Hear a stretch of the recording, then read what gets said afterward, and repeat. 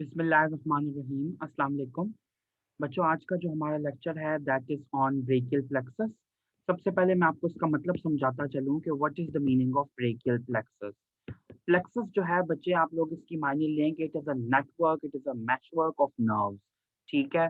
और ब्रेकियल का वर्ड जो है ये बेसिकली ब्रेकियम से हमने एक एडजेक्टिव निकाला है। तो ब्रेकियम का वर्ड बेसिकली आर्म के लिए यूज होता है, अपर लिम के लिए आप कह लें कि ये वर्ड यूज होता है। आर्म को हम लोग ब्रेकियम कहते हैं और फोर आर्म को हम लोग एंटी ब्रेकियम कहते हैं। ये मैंने आप लोगों को स्टार्ट में पिछले लेक्चर्स में भी बताया हुआ है। ठीक है। एंटी की स्पेलिंग यहाँ पे ANTE है, ANTI नहीं है। तो आर्म एंड फोर आर्म यानी कि अपर लिम को सप्लाई करने के लिए जो प्लेक्सस अल्लाह ताला ने बनाया अपर लिम के मसल्स के लिए, अपर लिम के स्किन के लिए, अपर लिम के मसल्स के अलावा आर्टरीज के लिए, इन सब स्ट्रक्चर्स को, सब बोन्स के लिए, इवन जॉइंट्स के लिए, बेसिकली बोन्स नहीं जॉइंट्स के लिए, इन सब की जो नर्व्स हैं ये डिराइव होती हैं ब्रेकियल प्लेक्सस से। ठीक है। ये अब आपने याद रखना है। ब्रेकियल प्लेक्सस का अगर बेसिक इंट्रोडक्शन देता चलूं आपको, तो आपने याद रखना है कि C5, C6, C7, C8 और T1, ये जो आपके नर्व्स हैं बेसिकली जो कि डिराइव होती हैं C5, C6 और C7 वर्टेब्रा से। ये चार नर्व्स डिराइव होती हैं, और ये वाला आपका थोरेसिक 1 वर्टेब्रा से। आप लोगों को याद होगा, या अगर नहीं भी याद तो मैं आप लोगों को एक दफा रिकैपिचुलेट करवा दूं। एसएससी में आप लोग पढ़ के आए हैं कि आपका जो सर्वाइकल रीजन है वहां पे 7 सर्वाइकल वर्टेब्रे हैं। ठीक है। लेकिन वहां पे जो इमर्जिंग नर्व्स हैं वो 8 हैं। क्यों 8? इस वजह से हैं कि वो C7 वर्टिब्रा के ऊपर से भी और नीचे से भी, दोनों से आपकी जो नर्व्स हैं वो अराइज कर रही हैं। यूजुअली बाकी जो सर्वाइकल वर्टिब्रा होते हैं उनके ऊपर से ही वो अराइज कर रही होती हैं, और एक एक नर्व ही उनसे अराइज कर रही होती है। तो ये चीज बच्चे आप लोग बिल्कुल क्लियर कर लें कि सर्वाइकल रीजन के अंदर तमाम nerve cervical vertebra, for example अगर ये C1 वर्टिब्रा है तो इसके ऊपर से अराइज कर रही है। ठीक है। कॉरेस्पॉन्डिंग नर्व C1 वर्टिब्रा के ऊपर से C1 spinal nerve, C2 vertebra के ऊपर से C2 स्पाइनल नर्व। लेकिन C7 वर्टिब्रा के केस में C7 वर्टिब्रा के ऊपर से C7 नर्व अराइज करती है, और C7 वर्टिब्रा के नीचे से C8 जो सर्वाइकल स्पाइनल नर्व है वो अराइज करती है। बाकी आपका बॉडी का जितना भी नीचे वाला रीजन है T1 से लेके नीचे ऑनवर्ड्स, लंबर रीजन और सैक्रल रीजन, वहां पे सब में वर्टिब्रा के नीचे से आपकी स्पाइनल नर्व्स अराइज करती हैं। तो बेसिक बात आपको ये पता होनी चाहिए कि ब्रेकियल प्लेक्सस में इन्वॉल्व होने वाली जो नर्व्स हैं वो 5 हैं। ठीक है। 5 इंपॉर्टेंट नर्व्स हैं।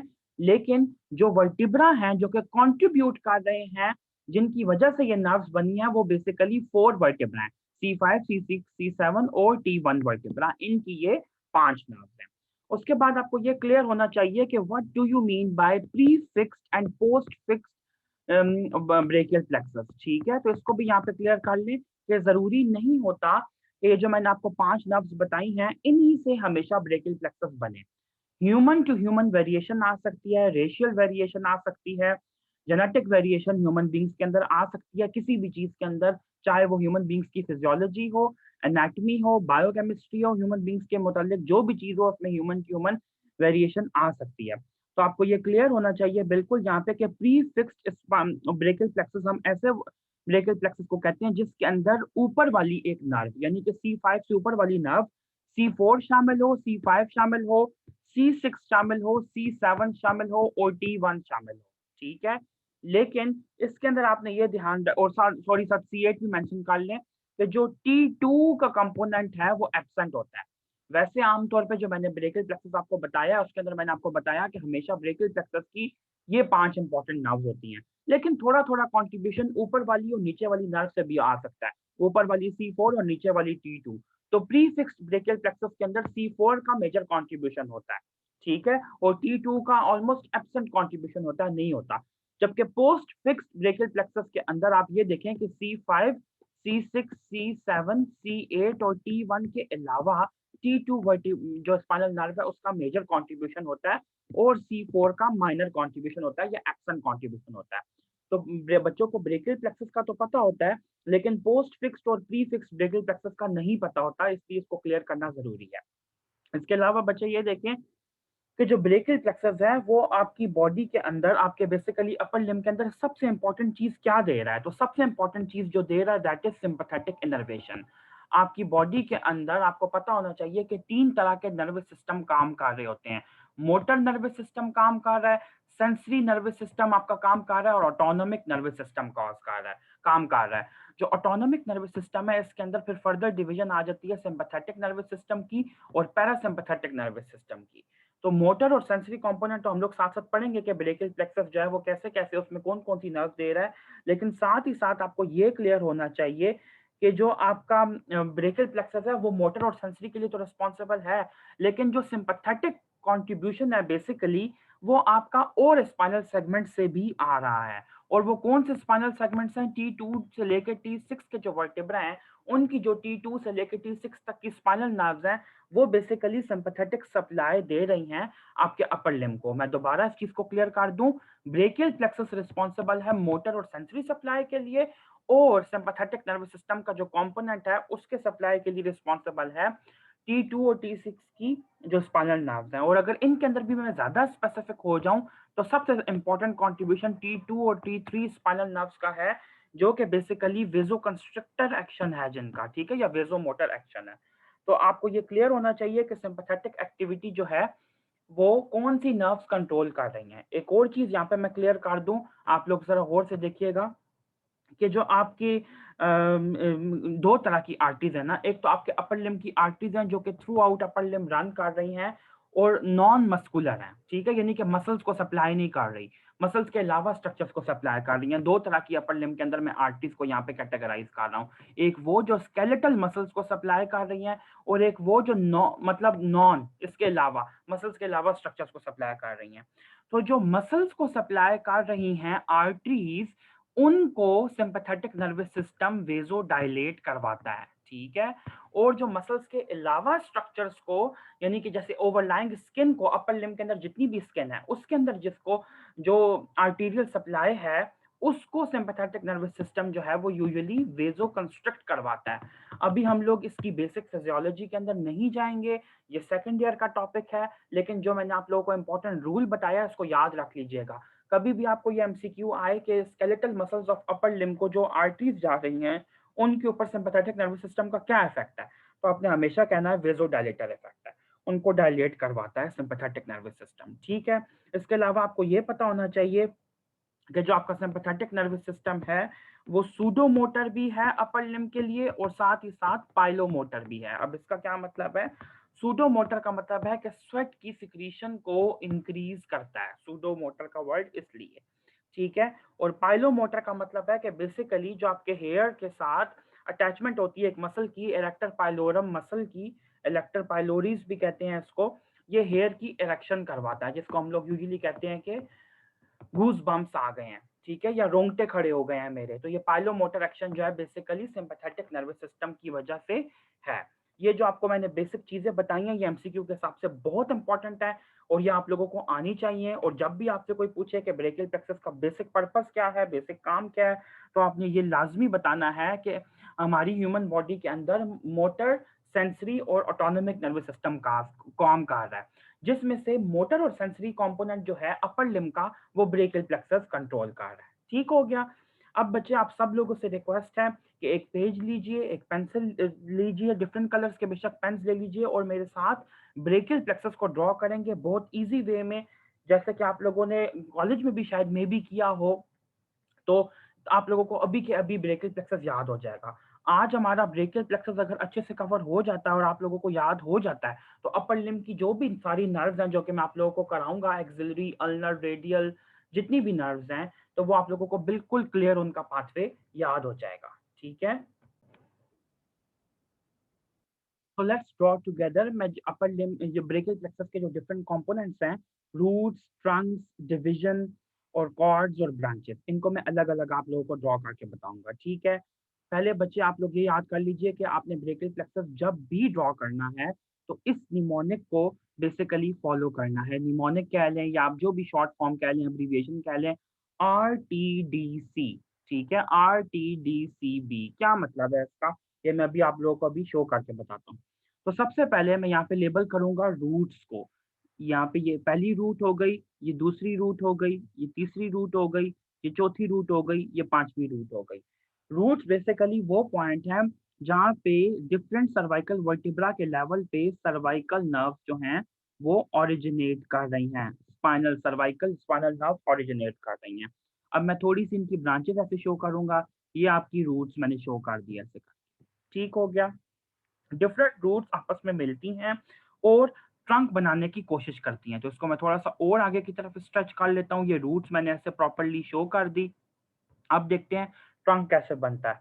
जो अपर टू रूट्स होती हैं यानी कि C5 और 6 की, ये मिलती हैं आपस में और बनाती हैं आपका ये ट्रंक, जिसको हम कहते हैं अपर ट्रंक। ठीक है। C7 जो स्पाइनल नर्व है, ये किसी और रूट के साथ नहीं मिलती और डायरेक्टली आगे आती है और प्रोग्रेस करती है in the form of middle trunk.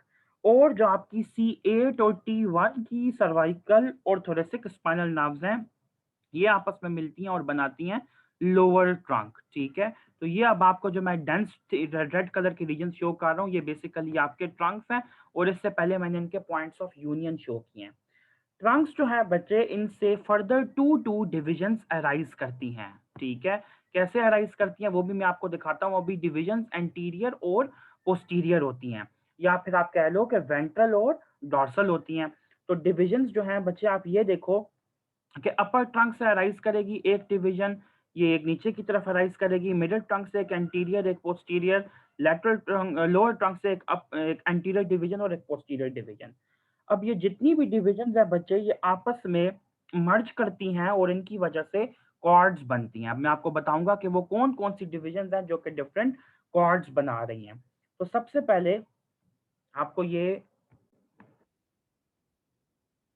जी बच्चे ये देखें, इनको पहले मैं लेबल कर देता हूँ। ये फॉर एग्जांपल एंटीरियर डिवीजन है, ये एंटीरियर डिवीजन है, ये एंटीरियर डिवीजन है अपर मिडल और लोअर ट्रंक की। ये पोस्टीरियर डिवीजन है अपर ट्रंक की, ये पोस्टीरियर डिवीजन है मिडिल ट्रंक की, और ये पोस्टीरियर डिवीजन है लेटरल ट्रंक की। अब गौर से देखिएगा, मैं इनको कैसे ज्वाइन करने की कोशिश कर रहा हूँ। जो आपकी एंटीरियर डिवीजन है अपर और मिडल ट्रंक की, ये दोनों आपस में मिलती हैं और बनाती हैं लैटरल कॉर्ड। ठीक है। This is basically your lateral cord. उसके बाद आप ये देखें कि पोस्टीरियर डिवीजन जो है अपर मिडल और लोअर तीनों ट्रंक्स की मिलके बनाती हैं पोस्टीरियर कॉर्ड। ठीक हो गया। ये आपकी हो गई, और साथ ही साथ ये तीनों मैंने जो पोस्टीरियर डिवीजन है ये मिला के यहाँ पे शो कर दिया है आपका पोस्टीरियर कॉर्ड। और जो आपके पास एक ही डिवीजन और बचती है, that is the anterior division of lower trunk. ये बेसिकली बना रही है आपके पास मीडियल कॉर्ड। ठीक है। तो मैंने आप लोगों को जो निमोनिक लिखवाया था ऊपर, उसका पर्पस क्या था? उसका पर्पस ये था कि आप ये याद रखें कि पहले मैंने रूट शो की, फिर मैंने ट्रंक शो किया रेड में, फिर मैंने ब्लू कलर में डिविजन शो की, और फिर मैंने कॉर्ड्स शो की RTDC। और अब अल्टीमेटली मैं इनकी ब्रांचेस शो करूंगा, तो RTDCB हो गया। तो ब्रांचेस का जो निमोनिक है बच्चे, वो आपने याद रखना है, बड़ा मजे का है। यहाँ पे मैं लेबल कर रहा हूँ इसको, आप लोग, मैं जो मुझे अभी तक फर्स्ट ईयर से अभी तक यही वाला याद है, इसका निमोनिक है मारमू। ठीक है। मारमू। सॉरी, इसको इसको करेक्ट कर लीजिए। मारमू, MAR पहले लिखना है ना, दिस इज RMAR, मारमू। ये अब इससे कौन कौन सी नर्व बनती है पहले हम ये क्लियर कर लें। एम से बनती है बच्चे मस्क्यूलो क्यूटेनियस नर्व। फिर ए से जो नर्व आपकी सामने आ रही है दैट इज एक्सिलरी नर्व। आर से है बच्चे रेडियल नर्व। फिर आपकी आ रही है मीडियन नर्व, और अल्टीमेटली आपकी आ रही है अल्नर नर्व। अब मैं आप लोगों को ये एक दफा दोबारा शो कर दूं। ये लैटरल कॉर्ड से अराइज कर रही है यहाँ पे मस्कुलोक्यूटेनियस नर्व। पोस्टीरियर कॉर्ड से अराइज कर रही है यहाँ पे एक्सिलरी नर्व। पोस्टीरियर कॉर्ड से दोबारा अराइज कर रही है यहाँ पे रेडियल नर्व। उसके बाद आपने ये याद रखना है कि जो आपका लैटरल कॉर्ड है इसकी लैटरल रूट, ठीक है, और जो आपकी मीडियल कॉर्ड है इसकी मीडियल रूट, ये दोनों मिलती हैं आपस में, तो क्या बनती है? ये मीडियन नर्व। और उसके बाद नीचे की तरफ आपकी आती है अल्नर नर्व। तो बच्चे, अपर लिम्ब के अंदर जब हम लोग एक्जिला में खास तौर पे ब्रेकियल प्लेक्सस को स्टडी करते हैं, तो ये अरेंजमेंट होती है लैटरल से मीडियली नर्व्स की, मार-मूव अरेंजमेंट। जो 5 मेजर नर्व्स हैं अपर लिम्ब की, मस्कुलोक्यूटेनियस, एक्सिलरी, रेडियल, मीडियन और अल्नर, ये इनकी अरेंजमेंट है। ये लैटरल कॉर्ड है, तो लैटरल से लेके मीडियल एरिया तक ये बेसिक अरेंजमेंट है। ये आप लोगों को लाजमी आने चाहिए। अब आप देख लें कि ब्रेकियल प्लेक्सस की जो फॉर्मेशन थी वो कितनी ज्यादा सिंपल थी। अगर आप लोग इसको एक दफा और ड्रॉ करेंगे तो आप लोगों को ये बिल्कुल चीज क्लियर हो जाएगी। ठीक है, मैं आप लोगों को अच्छे तरीके से पक्का कराने के लिए एक दफा दोबारा इसको ड्रॉ करूंगा ताकि आप लोगों को याद हो जाए। So we continue here again. सबसे पहले मैं यहाँ पे रूट्स ड्रॉ करूंगा, C5, C6, C7, C8 और T1। ये मैंने रूट्स यहाँ पे, ये बेसिकली ओरिजिन शो किया। अब मैं बताऊंगा कि रूट्स जो है वो आगे की तरफ ऐसे प्रोग्रेस कर रही हैं। रूट्स के आपस में मिलने की वजह से जो स्ट्रक्चर बनेगा दैट इज बेसिकली यहाँ पे ट्रंक। अपर ट्रंक हो गया, ये यहाँ पे मिडिल ट्रंक हो गया, और ये यहाँ पे बच्चे आपके पास लोअर ट्रंक हो गया। ट्रंक से जो डिविजन, जो फर्दर चीज अराइज कर रही है that is basically division. Anterior division, posterior division upper trunk की, anterior division, posterior division middle trunk की, anterior division, posterior division lateral trunk की। ठीक है, अब ये डिविजन जो है ये फर्दर आपस में कंबाइन करेंगी और कॉर्ड्स बनाएंगी। कौन कौन सी कॉर्ड्स? दोनों एंटीरियर जो आपकी डिविजन हैं अपर और मिडिल ट्रंक की, ये बेसिकली बनाती हैं लेटरल कॉर्ड। फिर बच्चे जो आपकी पोस्टीरियर डिविजन्स हैं ये बेसिकली मिलके बना रही हैं आपके पास पोस्टीरियर कॉर्ड। ठीक है, और ये यहाँ पे, सॉरी बच्चे इसको नीचे ले जाइए यहाँ पे, और ये जो एंटीरियर डिवीजन है आखिरी आपके लोअर ट्रंक की, ये बेसिकली बना रही है आपके पास मीडियल कॉर्ड। अब इनसे जो नर्व्स राइज कर रही हैं वो मैंने यहाँ पे क्लियर कर दी कॉर्ड से, एम। ठीक है, ये सिर्फ एम इसको लिखें, पोस्टीरियर कॉर्ड वाली लिखें AR, और यहाँ पे जो ब्रांच इसके नीचे जा रही है और इसके साथ मर्ज कर रही है दिस इज मीडियन नर्व। ठीक है, और यहाँ पे एक और अल्नर नर्व। इसी के साथ आपका ब्रेकियल प्लेक्सस कंप्लीट होता है। अब बच्चे इसी डायग्राम के ऊपर मैं आप लोगों को एक दफा क्लियर कर दूं कि कौन कौन सी ब्रांचेस अराइज करती हैं ब्रेकियल प्लेक्सस से। और ये आप लोगों को जब भी आपसे पूछा जाए कि what are the branches of brachial plexus, तो आप लोगों ने लाजमी हर चीज की ब्रांचेस बतानी है। रूट्स की अलग, ट्रंक्स की अलग, डिविजन्स की अलग, कॉर्ड्स की अलग। ठीक है, और जो टर्मिनल ब्रांचेस है मार्मो, ये अलग बतानी है। ठीक है, अब रूट से जो ब्रांचेस अराइज कर रही हैं तो C5 से अराइज करती हैं दो ब्रांचेस, डॉर्सल स्कैपुलर नर्व। ठीक है, और साथ ही साथ हम लोग कहते हैं फ्रेनिक नर्व को एक ब्रांच आती है। Phrenic nerve is basically C3, C4, C5। ये एक नर्व है जो कि डायफ्राम को सप्लाई करती है, तो इसका C5 कंपोनेंट ब्रेकियल प्लेक्सस से जा रहा होता है। इसके अलावा आपको यह पता होना चाहिए कि C5, C6 और C7 तीनों मिलके एक नर्व बनाते हैं जिसका नाम होता है LTN, लॉन्ग थोरेसिक नर्व, जो कि सिराटस एंटीरियर मसल को सप्लाई करती है। और मैंने आपको बताया था कि सिराटस एंटीरियर मसल का काम ओवरहेड एब्डक्शन करवाना है, और इस नर्व को हम लोग नर्व ऑफ बेल भी कहते हैं। ये बात आपने याद रखनी है। ठीक है, इसके अलावा बच्चे आप ये देखें कि जो आपकी लोअर रूट्स हैं उससे कोई ब्रांचेस हमने स्टडी नहीं करनी। ट्रंक्स में सिर्फ और सिर्फ अपर ट्रंक से ब्रांचेस अराइज करती हैं जिसके नाम है सुप्रास्कैपुलर नर्व। ठीक है, और दूसरा है nerve to subclavius. Subclavius muscle जो है, जो कि स्टेबलाइजर है आपकी फर्स्ट आपकी क्लेविकल का, बेसिकली उसको ये सप्लाई करती है। उसके बाद डिविजन्स की बात की जाए तो डिविजन से कोई नर्व जो है वो अराइज नहीं कर रही, बल्कि डिविजन्स खुद मिलके जो हैं वो सप्लाई कर रही हैं, कॉर्ड्स बना रही हैं। ठीक है, आपसे जब भी पूछा जाए कि ब्रेकियल प्लेक्सस के कौन से पार्ट से नर्व अराइज नहीं करती, तो आपने कहना है डिविजन्स। ठीक हो गया। उसके बाद बच्चे कॉर्ड्स देखें तो कॉर्ड में सबसे पहले आती है आपकी लैटरल कॉर्ड। लैटरल कॉर्ड से एक नर्व अराइज कर रही है जिसका नाम है LPN, लैटरल पेक्टोरल नर्व। ठीक हो गया। इसके अलावा जो इसकी दो टर्मिनल ब्रांचेस हैं उसके अंदर आपके पास आती है मस्कुलोक्यूटेनियस नर्व, और ये वाली डिवीजन जो कि जिसको हम लोग कह रहे हैं lateral root of median nerve है, जो कि नीचे मीडियन नर्व की फॉर्मेशन में कंट्रीब्यूट कर रही है। उसके बाद अगर बात की जाए तो आपके पास है पोस्टीरियर कॉर्ड। ठीक है, और पोस्टीरियर कॉर्ड से 5 नर्व्स अराइज कर रही हैं। आप देखिएगा कौन कौन सी। अपर सबस्केपुलर नर्व, ठीक है, ये वाली सुप्रास्केपुलर थी, जैसे सबस्केपुलर, अपर सबस्केपुलर, मिडिल सबस्केपुलर और लोअर सबस्केपुलर, ये आपने याद रखना है। अपर सबस्केपुलर, मिडिल सबस्केपुलर और लोअर सबस्केपुलर। और यहाँ पे ही आपको एक MCQ आना चाहिए कि नर्व टू लेटिसिमस डॉर्साई को ही बेसिकली हम लोग मिडिल सबस्केपुलर नर्व कहते हैं। ठीक है, ये आपका MCQ है। कभी भी पूछा जाए कि नर्व टू लेटिसिमस डॉर्साई का दूसरा नाम क्या है, तो आपने कहना पोस्टीरियर कॉर्ड से अराइज करती हुई मिडल सबस्केपुलर नर्व है। उसके बाद जो इसकी 2 टर्मिनल ब्रांचेस हैं, उसके अंदर आ जाती है एक्सिलरी नर्व और रेडियल नर्व। फिर बच्चे अगर हम लोग मीडियल कॉर्ड की बात करें, तो ये बेसिकली क्यूटेनियस नर्व्स इसके अंदर ज़्यादा आ जाती हैं। मीडियल कॉर्ड से अराइज़ करती है मीडियल पेक्टोरल नर्व, यहाँ पे ऊपर लेटरल पेक्टोरल थी, नीचे मीडियल पेक्टोरल, और 2 क्यूटेनियस नर्व्स जिनके नाम हैं medial cutaneous nerve of arm and medial cutaneous nerve of four arm, ठीक है। टर्मिनल ब्रांचेस में अराइज कर रही है, एक तो मीडियल रूट है ये वाली मीडियन नर्व की, जो कि मीडियन नर्व में कंट्रीब्यूट कर रही है along with the lateral root, और आखिरी है अल्नर नर्व। ठीक हो गया। इसी के साथ आपका ब्रेकियल प्लेक्सस का टॉपिक कंक्लूड होता है, और आप लोगों को टेस्ट में इसमें से बहुत एमसीक्यूज मैं दूंगा, और प्रॉफ में भी आएंगे और कॉलेज की स्टेज सब स्टेज में भी।